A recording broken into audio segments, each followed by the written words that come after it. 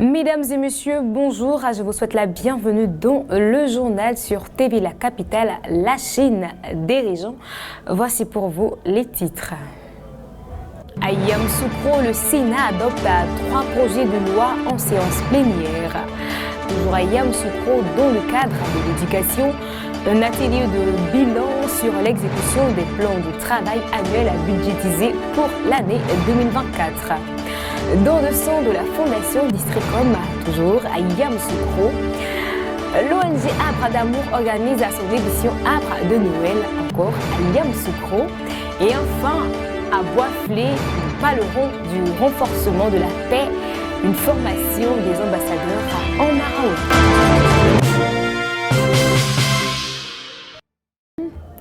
Le 17 décembre 2024, sous la présidence de Kandia Camara, le Sénat de Côte d'Ivoire a adopté à l'unanimité 3 projets de loi lors d'une séance plénière. Ces projets incluent la ratification d'une ordonnance sur la réforme des impôts des salariés, le règlement du budget de l'État pour 2023 et le budget de loi de finances pour 2025. Les textes avaient été examinés par la Commission des affaires économiques et financières du Sénat, notamment le projet de loi de finances a été voté par scrutin public, tandis que les 2 premiers ont été adoptés par vote à main levée. Reportage d'Inès Nda. Sous la présidence de son Excellence Madame Kandia Camara, présidente du Sénat de Côte d'Ivoire, les sénateurs se sont réunis ce mardi 17 décembre 2024 en séance plénière pour examiner 3 projets de loi, à savoir le projet de loi visant à ratifier l'ordonnance numéro 2023-719 du 13 septembre 2023 relative à la réforme des impôts sur les traitements, salaires, pensions et rentes viagères des salariés. Le projet de loi concernant le règlement du budget de l'État pour l'année 2023. Le projet de loi pour le budget de l'État de l'année 2025. Ces textes avaient été précédemment analysés par la Commission des affaires économiques et financières du Sénat entre le 3 et le 7 décembre 2024. À l'issue des délibérations, les 3 projets de loi ont été adoptés à l'unanimité par tous les sénateurs présents. Nous avons le résultat suivant. Pour 96 voix sur 96, 0 voix contre, abstention 0 voix. Le Sénat a adopté le projet de loi de finances portant budget de l'État pour l'année 2025 à l'unanimité. Il est important de souligner que, contrairement aux 2 premiers textes adoptés par voix à main levée, le projet de loi de finances pour l'année 2025 a été soumis à un scrutin public à la tribune, conformément à l'article 70 alinéa 10 du règlement du Sénat. Un atelier de bilan sur l'exécution des plans de travail annuels budgétisés pour l'année 2024 s'est tenu à Yamoussoukro sous l'égide de la ministre de l'Éducation nationale et de l'alphabétisation. Cet événement a rassemblé divers acteurs du secteur éducatif dans le but d'évaluer les activités prévues, d'analyser les écarts budgétaires et d'évaluer l'efficacité des actions du ministère. Reportage d'Inès Nda. Dans le cadre d'une initiative stratégique orchestrée sous les directives de la ministre de l'Éducation nationale et de l'alphabétisation, un atelier bilan s'est tenu à Yamoussoukro et a rassemblé divers acteurs du secteur éducatif, dont la ministre elle-même, et s'inscrit dans une démarche visant à assurer un suivi rigoureux des programmes et des projets éducatifs en cours. Il a également pour but de renforcer la communication entre le ministère et ses partenaires financiers afin de garantir une meilleure synergie dans la mise en œuvre des initiatives éducatives. L'objectif fondamental de cet atelier réside dans l'évaluation de l'exécution des plans de travail annuels budgétisés pour l'année 2024. Les participants ont eu l'opportunité d'examiner le degré d'achèvement des activités prévues, d'analyser les écarts existants entre les prévisions budgétaires et les résultats obtenus, ainsi que d'évaluer l'efficacité et l'efficience des actions entreprises par les différentes structures au sein du MENA. Cette analyse est cruciale pour optimiser les ressources et améliorer le processus éducatif. Sekou Anastasie, directeur du cabinet adjoint du ministère de l'Éducation nationale et de l'alphabétisation, a pris la parole lors de cet atelier qui a été organisé par la cellule d'appui à la coordination de la réforme éducative. Dans son discours, elle a salué le leadership exemplaire de la ministre, soulignant l'importance d'une politique éducative claire et cohérente. Elle a également encouragé ses collègues à travailler de manière proactive et efficace pour le bénéfice des jeunes en Côte d'Ivoire, affirmant que cet atelier revêt une importance capitale pour garantir une mise en œuvre optimale des initiatives éducatives. Votre leadership qui nous permet d'avoir de la visibilité dans la conduite de la politique éducative et qui pousse vos collaborateurs que nous sommes à travailler avec finesse, intelligence pour produire des résultats probants au bénéfice des jeunes de la Côte d'Ivoire. Le présent atelier est organisé sur les instructions de Madame le ministre et sous l'égide de la cellule d'appui à la coordination de la réforme éducative. C'est donc dans ce cadre et en vue de s'assurer de la mise en œuvre effective des activités planifiées dans le plan de travail annuel budgétisé 2024 du ministère que Madame le ministre a bien voulu autoriser la tenue du présent atelier. Ainsi, l'objectif général est de faire le bilan de la mise en œuvre des PTAB des différentes structures du MENA, y compris des unités de gestion des projets et programmes pour l'année 2024. Plus spécifiquement, il s'agira d'évaluer le niveau de réalisation des PTAB, d'analyser les écarts entre les prévisions et les réalisations, d'évaluer l'efficacité et l'efficience des actions entreprises, de proposer des recommandations pour l'amélioration des futurs PTAB et bien sûr de proposer des perspectives pour l'année 2025. Par ailleurs, Madame la ministre a exprimé son souhait que ses collaborateurs se mobilisent pleinement pour tirer parti des financements reçus afin de dynamiser le ministère. Elle a également appelé à une véritable synergie entre les différentes directions et à la solidarité nécessaire pour faire avancer les réformes.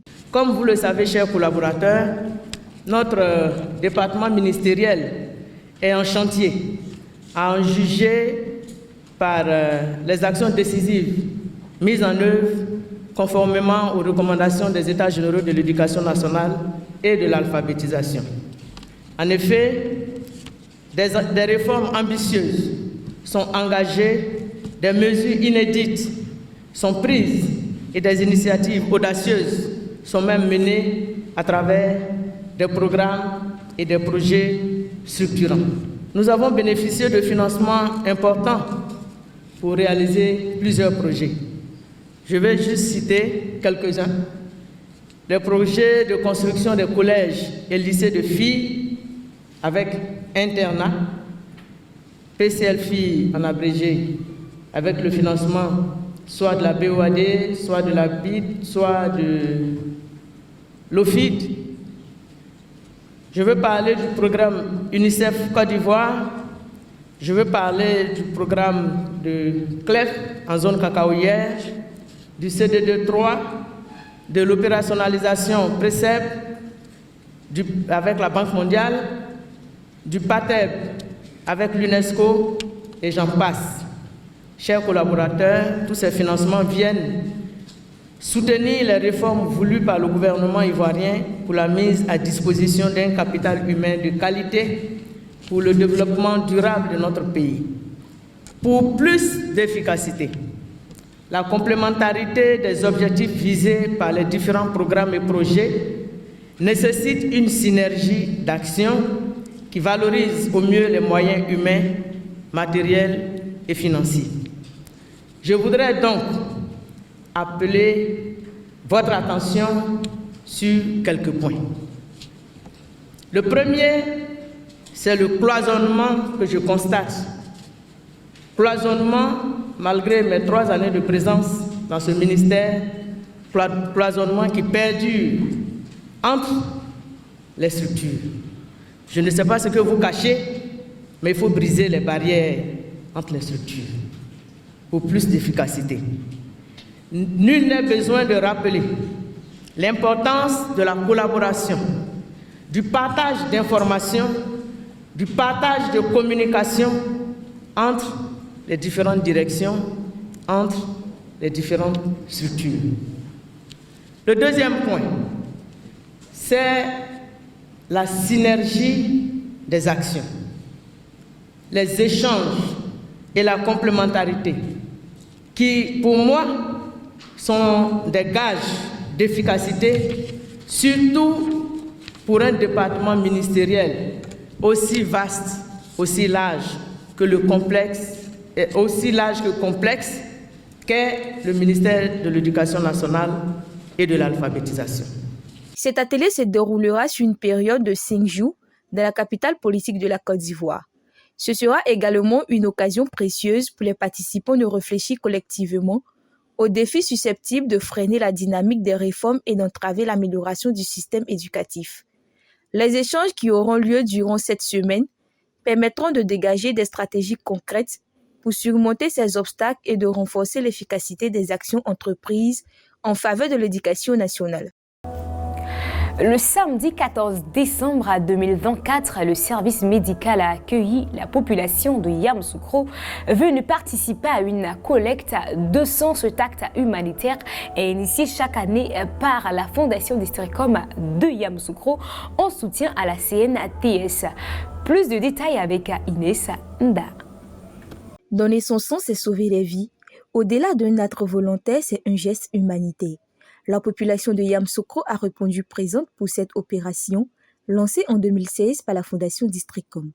À ce jour, plus de 1800 poches de sang ont été collectées, dont 200 chaque année. L'objectif est d'apporter une aide au CNTS face aux besoins croissants dans les hôpitaux. Nous venons aussi parce que c'est important. C'est toutes les personnes qui sont dans les hôpitaux qui ont besoin de sang. Et sauver des vies. C'est comme on a des enfants, nous aussi les gens, on a des familles.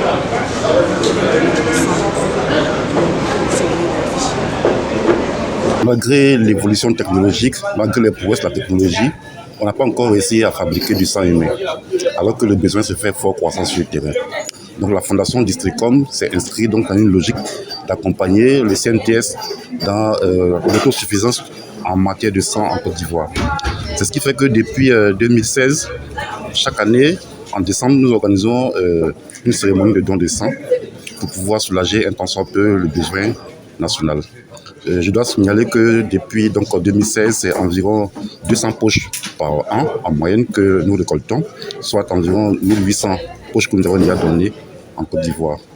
Donc je pense que c'est l'occasion d'inciter toutes les fondations en Côte d'Ivoire, toutes les entreprises à faire la même chose que nous pour qu'on puisse juguler véritablement le manque de sang en Côte d'Ivoire. Cette opération est essentielle en Côte d'Ivoire, où il est nécessaire de couvrir un besoin de plus de 250 000 unités de poches de sang par an.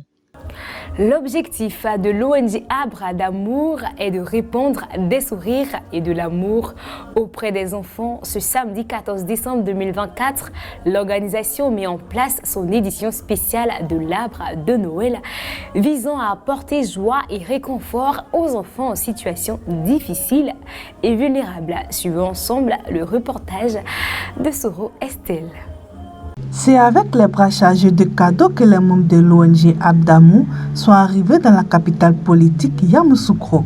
Plus de 565 enfants ont eu la chance de participer à cette fête inoubliable. L'objectif principal de cette initiative est de redonner le sourire à des enfants en situation difficile en leur offrant des présents en cette période festive de Noël. Donc, c'est vrai que l'amour n'est pas tout, mais pour nous, quand vous avez de l'amour, vous avez la force d'aller de l'avant. Et ce que nous souhaitons, c'est que chaque Ivoirien en Côte d'Ivoire puisse donner un peu pour pouvoir partager et donner de l'amour autour de lui. Vraiment, ça réjouit les cœurs et ça apaise. Donc pour moi, c'est vraiment ce message qu'on veut partager aujourd'hui. Savoir donner, c'est savoir recevoir. Et donner sans attendre quelque chose en retour, c'est une pure grâce de Dieu. Cette belle initiative a suscité l'adhésion de nombreuses autres ONG qui se sont joints à l'ONG Abdamou pour faire de cet événement un moment mémorable. Et effectivement, nous, le centre social, nous avons en charge nous avons en charge de vraiment aider les enfants, les familles à améliorer leurs conditions de vie. Et pendant cette fête de Noël, il y a plusieurs enfants issus de familles vulnérables qui n'auront même pas un cadeau. Et merci à la Fondation pour ces activités qu'ils ont pu mener cette année à Yamoussoukro. Et cette activité va permettre de donner le sourire à certains enfants qui seront aussi comme les autres, dont les parents ont les moyens pour leur offrir des cadeaux. Et je leur souhaite beaucoup de chance dans leurs activités pour que l'année prochaine encore, ils puissent venir vers nous pour pouvoir aider ces familles-là. Les enfants, le visage rayonnant de bonheur, ont exprimé leur immense gratitude envers l'ONG Abdamou, les bras chargés de cadeaux. Leur sourire éclatant était le reflet de la magie de Noël que l'organisation se force de créer. Je suis heureux d'avoir ce cadeau. Je remercie la Fondation Abdamou. Pour rappel, l'ONG Abdamou œuvre pour le bien-être des enfants depuis des années. Elle sillonne la Côte d'Ivoire, touchant des milliers de vies et apportant joie et réconfort aux plus petits, en s'engageant à améliorer leurs conditions et à leur donner une lueur d'espoir.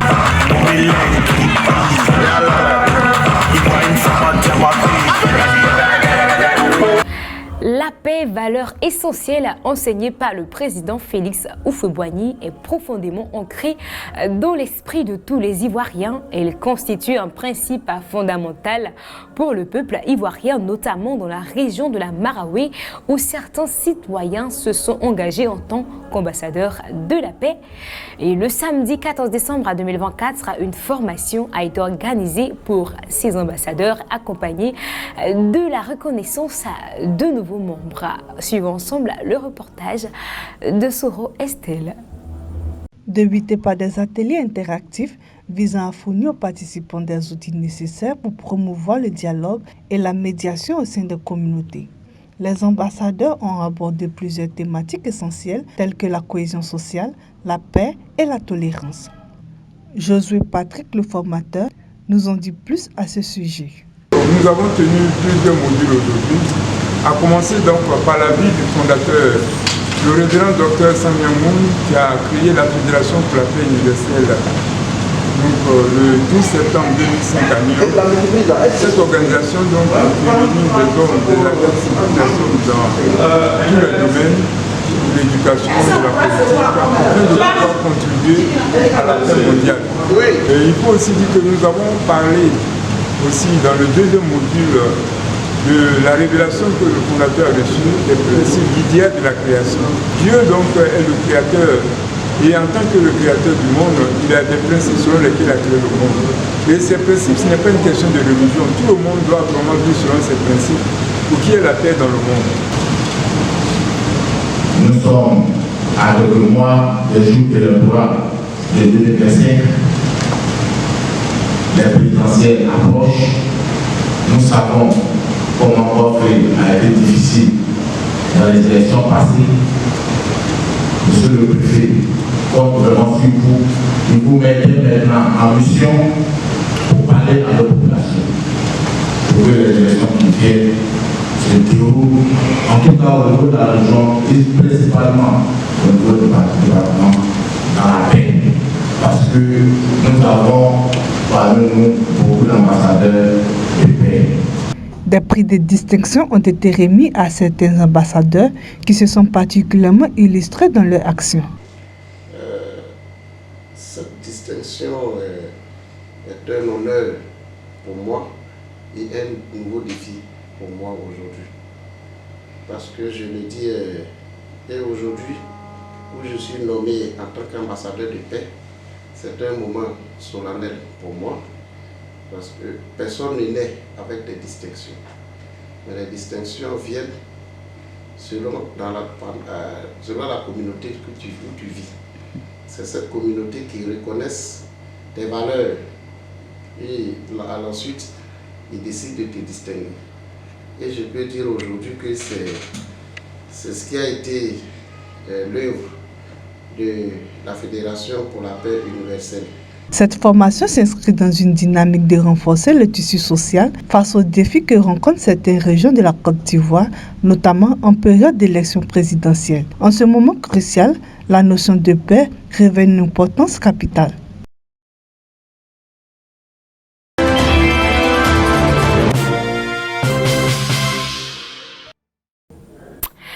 Et c'est tout pour ce journal. C'est un grand plaisir pour moi, encore une fois, de vous présenter le journal sur TV La Capitale, la chaîne des régions. On se donne un rendez-vous le vendredi pour une nouvelle édition du journal, toujours sur TV La Capitale, la chaîne des régions. D'ici là, prenez soin de vous.